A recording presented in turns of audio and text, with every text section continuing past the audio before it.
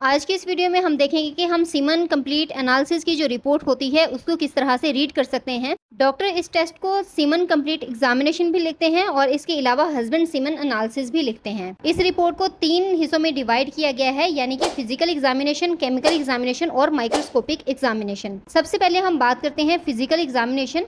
Physical examination में हमारे पास है वॉल्यूम यानी कि क्वांटिटी। तो हमारे पास जो नॉर्मल इसकी वैल्यूज होती हैं वो 1 ml से लेके 6.5 ml पर इजैकुलेशन जो होती है वो इसकी नॉर्मल क्वांटिटी होती है। लेकिन अगर इसकी क्वांटिटी जो है वो 1 ml से कम या फिर 6.5 ml से ज़्यादा है तो इसका मतलब है कि ये एबनॉर्मल है और इसके एबनॉर्मल होने की वजह से फर्टिलिटी में प्रॉब्लम्स क्रिएट हो सकती हैं। सेकेंड वन हमारे पास है लिक्विफिकेशन टाइम। तो इसका जो नॉर्मल टाइम होता है वो होता है 60 मिनट्स, यानी कि 1 घंटे के अंदर इस सीमन को लिक्विफाई हो जाना चाहिए। लेकिन अगर इससे ज़्यादा टाइम लेता है लिक्विफाई होने के लिए या 1 घंटे के बाद भी लिक्विफाई नहीं होता तो इसका मतलब है कि उस पेशेंट के सीमन में कोई ना कोई इन्फेक्शन है और जो कि इन्फेक्शन को इंडिकेट करता है इसका लिक्विफाई ना होना। और अपीयरेंस की बात करें तो वो ग्रेइश वाइट होती है।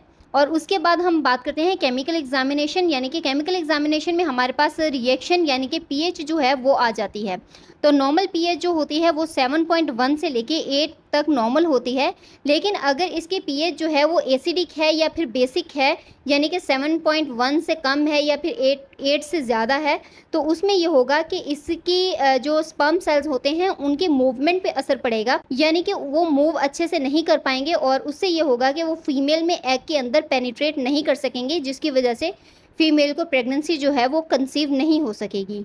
अब हम बात करते हैं माइक्रोस्कोपिक एग्जामिनेशन के, जो कि इसका बहुत ज़्यादा इंपॉर्टेंट एक पार्ट है। तो इसमें हम सबसे पहले जो देखते हैं वो देखते हैं स्पर्म काउंट, यानी कि स्पर्म जो है उनकी क्वांटिटी कितनी है। तो उनकी क्वांटिटी जो होती है नॉर्मल वो 20 से 150 मिलियन स्पर्म जो होते हैं वो पर ml में वो नॉर्मल कंसीडर किए जाते हैं। यानी कि अगर आप की रिपोर्ट में, जैसे इस पेशेंट की रिपोर्ट में 122.5 मिलियंस हैं, ये एक अच्छा स्पर्म काउंट है। लेकिन अगर इसकी जो वैल्यूज़ हैं वो 20 से कम है, यानी कि 20 मिलियन से कम है, तो उसका जो असर होता है वो ये पड़ता है कि इसमें इनफर्टिलिटी हो सकती है पेशेंट में। लेकिन इसके स्पर्म काउंट के लो होने का हरगिज़ ये मतलब नहीं होता है कि जो पेशेंट है वो बाप नहीं बन सकता या इस तरह का कुछ ना। तो इसमें ये होता है कि मेडिसिन लेने से इसका जो स्पर्म काउंट है वो मतलब एक हद तक बेहतर हो जाता है, जिसकी वजह से प्रेगनेंसी जो है वो कंसीव हो जाती है। अब माइक्रोस्कोपिक एग्जामिनेशन का सेकंड पार्ट जो हमारे पास है वो है स्पर्म मोर्टेलिटी।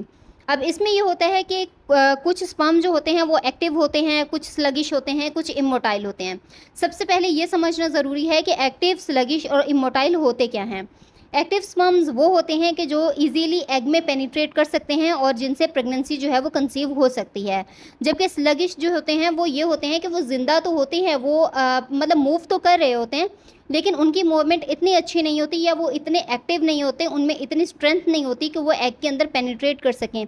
और जो इमोटाइल होते हैं वो बिल्कुल डेड होते हैं, जो कि डेड मतलब मर चुके हुए होते हैं। तो उन स्पर्म सेल्स को इमोटाइल स्पर्म्स बोला जाता है। अब अगर हम इसकी नॉर्मल वैल्यूज़ की बात करें तो वो 60% जो है वो एक्टिव होने चाहिए। लेकिन अगर 60% से कम एक्टिव हैं तो इसका ये मतलब नहीं है कि प्रेगनेंसी जो है वो कंसीव नहीं हो सकती।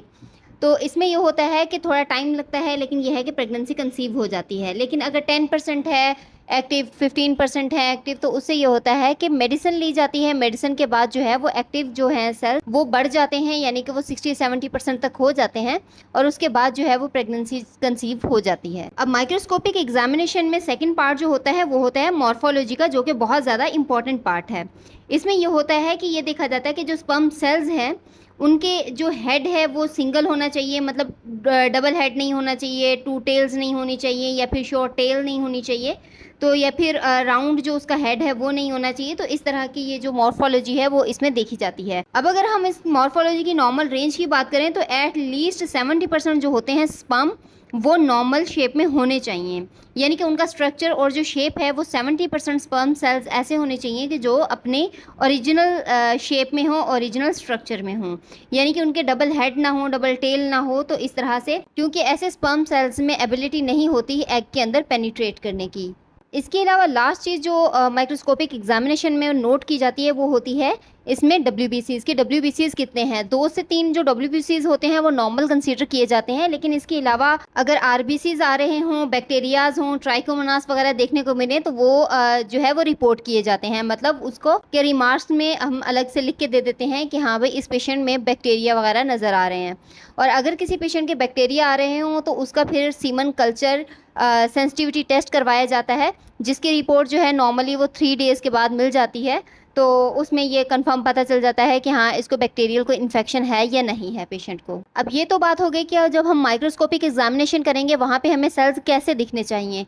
लेकिन अगर किसी पेशेंट के हमें माइक्रोस्कोपिक एग्जामिनेशन में सेल्स जो हैं यानी कि स्पर्म सेल्स जो हैं वो दिखते ही नहीं हैं, वो नज़र ही नहीं आते, तो इसका मतलब ये होता है कि वो एजोस्पर्मिया है। एजोस्पर्मिया उस कंडीशन को कहते हैं कि जिसमें पेशेंट के सीमन में स्पर्म सेल्स नहीं होते और वो जो पेशेंट है वो कभी फादर बनने के काबिल नहीं होता।